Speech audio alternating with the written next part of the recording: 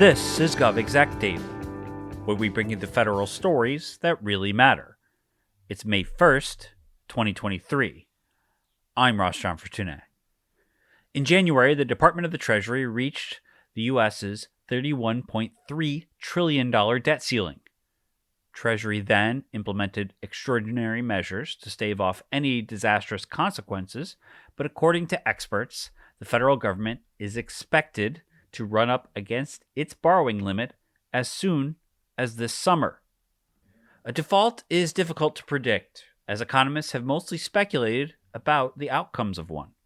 Former OMB official Doug Criscitello told our show earlier this year that a breach of the debt ceiling will have far-reaching and unexpected effects. We don't know exactly how all of that would play out, but it would inevitably impact borrowing costs for the U.S. government and for businesses and consumers as well.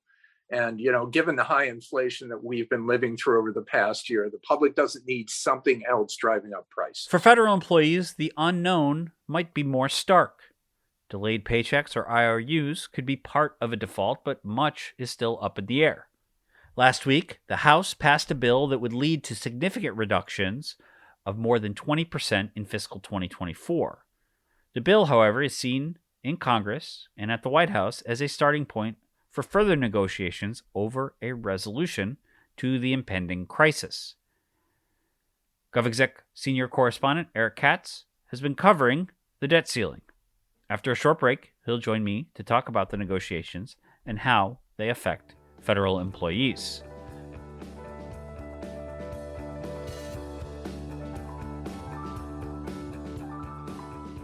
Protect, detect, and recover with Cohesity and AWS.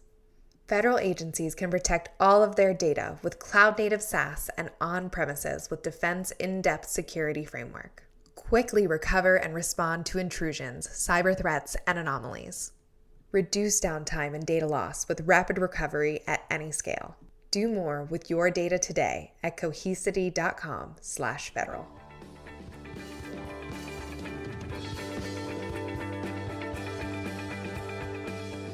Passed last week by the House of Representatives, the 2023 Limit, Save, and Grow Act would slash discretionary spending at domestic agencies by more than 20%. The bill addresses the looming debt default that would have catastrophic impacts on the U.S. economy and government operations. The plan also sets up debt ceiling negotiations on something that can pass to avoid the potential disaster that would be a default.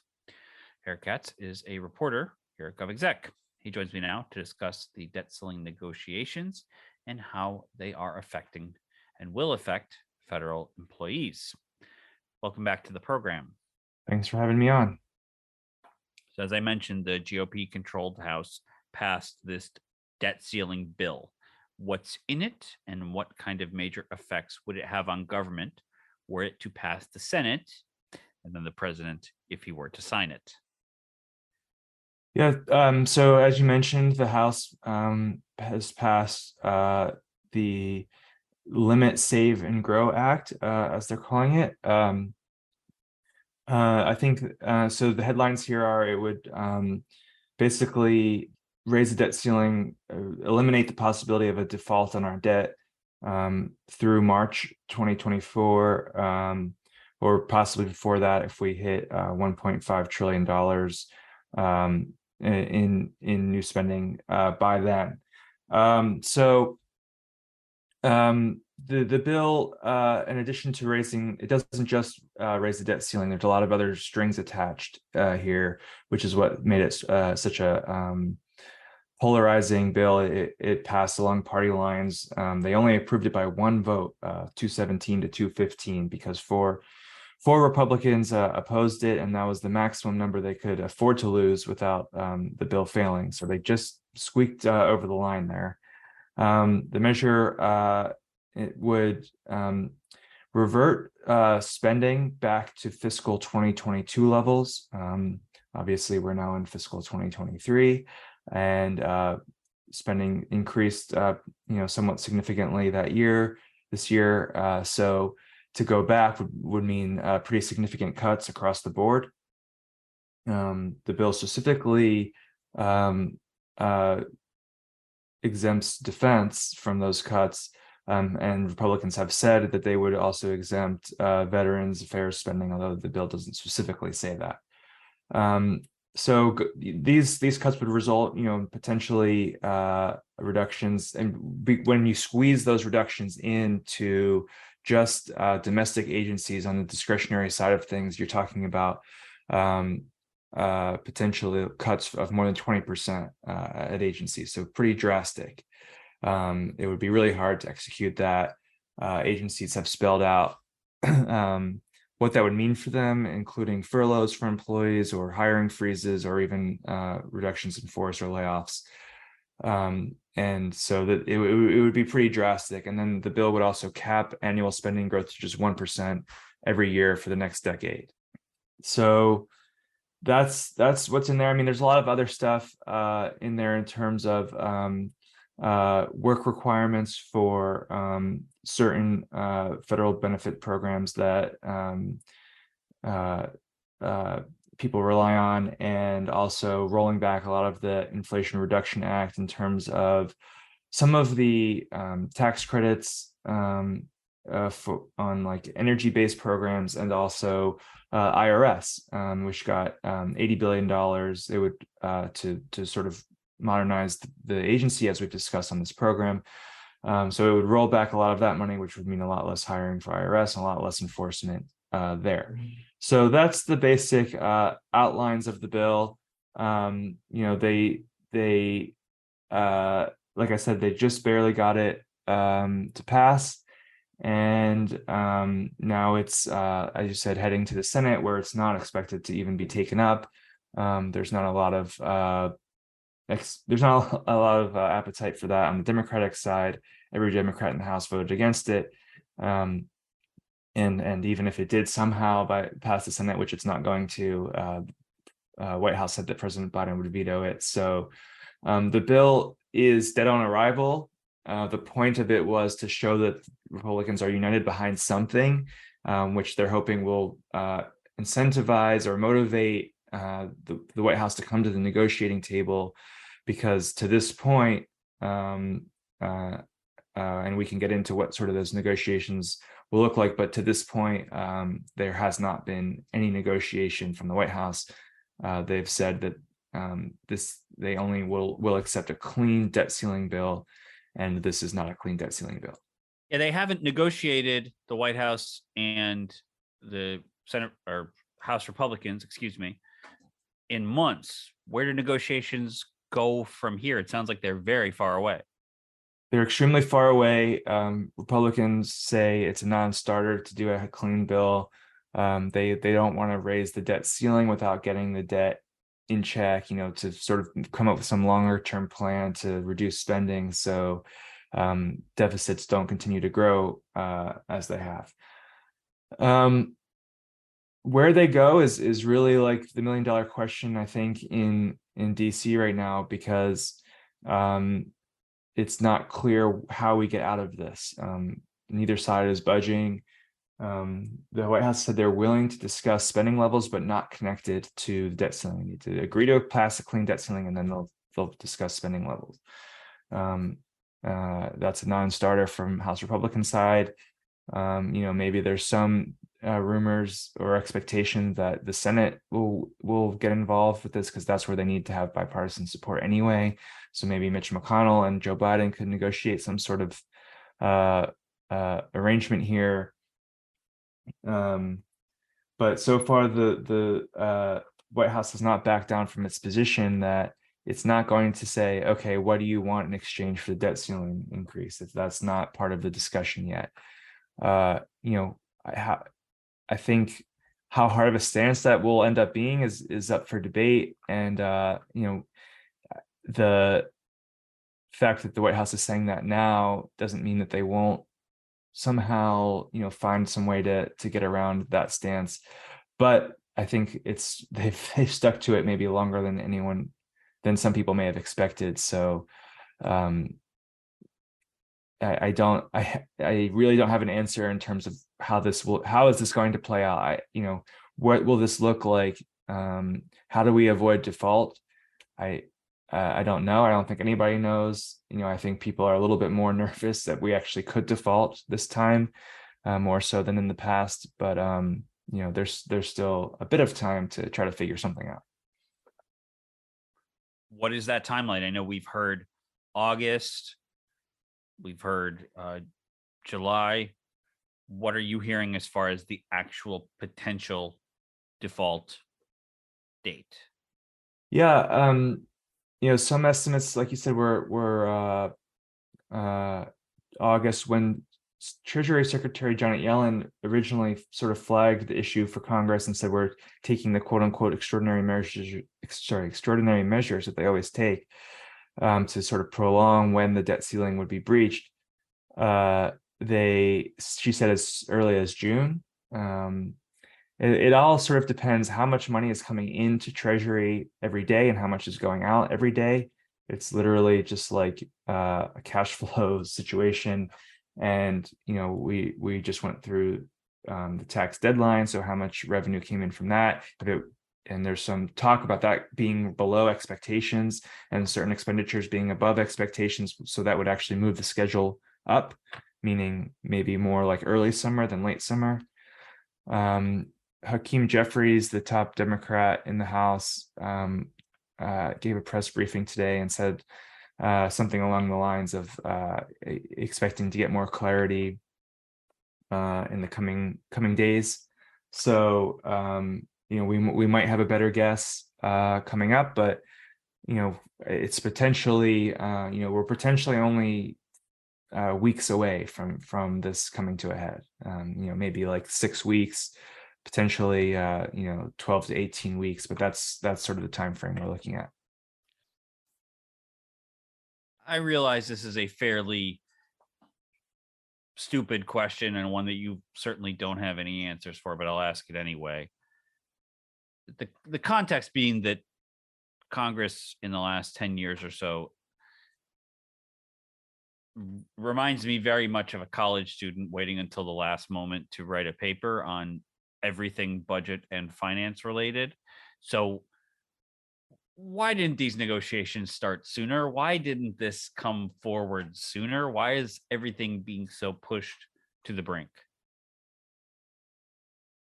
Yeah, I mean, it's a good question. It's sort of the way, like you alluded to, that things always work around here, where you really need that deadline to kick in before anyone gets into gear. It's been a little bit different this time in terms of people like acknowledging since January, since the new Congress came in, that this need to be addressed.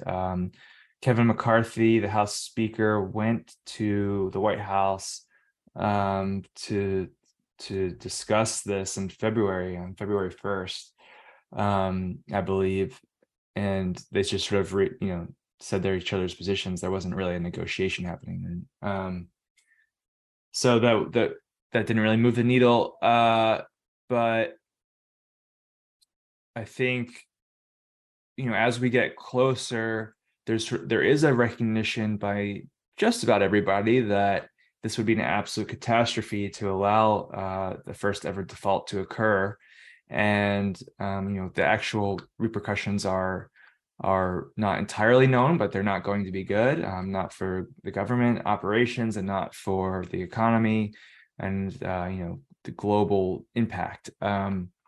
So I think there's a desire to avoid that outcome, but there's a long way to go to get there. And I guess to your point, expect this to heat up. Once if the Treasury gives an update on like a new date that would be the deadline, I think this will start to really take over the headlines and will be sort of the primary focus from the White House and from Congress. The White House is asked about this fairly often, and they just say the same thing: we need to raise the debt ceiling. We're not going to be allowed Republicans to take the economy hostage, and let's pass this and move on to the next challenge. Well, we'll end on this, and I know it's similarly unknown. What does a default look like? What does it mean for the federal government? What does it mean for the business of government? What does it mean for federal employees? Yeah, because it's never happened, it's not exactly clear what would play out. There's a couple scenarios that Treasury Department and economists have sketched out. I think the most likely thing that the government has sort of discussed is it will basically stop paying any bills until it has the authority to pay all of its bills that it needs on a given day. You know, the government has a certain number, a certain amount of money that it needs to spend every single day to pay its bills, and if it's below that, then we've breached the debt ceiling, and we are defaulting on some of our debts, and there's some discussion of prioritizing certain payments so that certain people can get paid and not others. But I think that's less commonly discussed option. So what that would mean and exactly is not totally clear, but it could mean that employees are facing furloughs like they would during a shutdown, or maybe they would just be told you have to work and we'll pay you back once we can. An IOU. So that's probably the most likely thing for federal workers. Then, of course, agency payments to beneficiaries, to states, to grantees, to contractors, all of those things would likely be disrupted. So that's part of the reason that you can see the trickle down impact of this, because it's just so much of the economy. It depends on the government making its payments, and then also just the fact that we would get downgraded by the rating systems, and that would cause shock waves throughout the global economy. The U.S. dollar is supposed to be the safest thing that out there, and if the U.S. Treasury cannot make good on its word, then that really disrupts a lot of things. So nothing good would happen. Just like total disaster. Everyone describes it that way. The markets would be upended, and like I laid out all these different ways that the government would be unable to carry out its operations. So it's a huge problem if this were to occur. I think even getting close to it, as we saw in 2011, even getting close to it can cause some disruptions. So there's a lot of pressure to resolve it pretty quickly, and we still have no idea what that resolution could look like. I guess the one thing that we've seen in the past, in 2011, when they passed the Budget Control Act, which put those infamous caps on federal spending, in the subsequent years, besides that first year when when money was actually sequestered away from agencies, sequestration occurred. The Paul Ryan era and such, there was these budget deals where they put 2-year caps on federal spending, and they had to pass appropriations within those caps. So maybe that's the way out of this. Is there some sort of cap on spending? That's not everything that the more Freedom Caucus conservative members of the Republican Party want to see, but it's maybe more palatable to some of the centrist Democrats and to the White House, and limits spending in some way, but allows for some degree of growth. So we're not just making big cuts. That could be what happens. Obviously, as I've said over and over again in the last 20 minutes that we've been talking, White House has said we're not engaging in those conversations. So there's got to be some wiggle room there in order to even get to that place. But like I said, there's no clear exit ramp here. Yeah, it seems like you had said that everyone kind of agrees that this no good would come of this. I suspect that the budget hawks would probably say that this would force some very hard choices and the usual budget talk stuff. But this really seems like a pretty big guillotine to hang over people's heads, considering all the things that would happen as you laid out. Yeah, it's what would be referred to online as a self-own, one of the biggest of all time. As a perpetually online ruined brain, I can see where that applies, and it doesn't feel very good. So hopefully such a thing does not come forth. But when the negotiations continue, or the new curves in these things, we'll certainly have you on again, as we always enjoy doing. Eric, thanks for being on the show with us. Yeah, good to be here.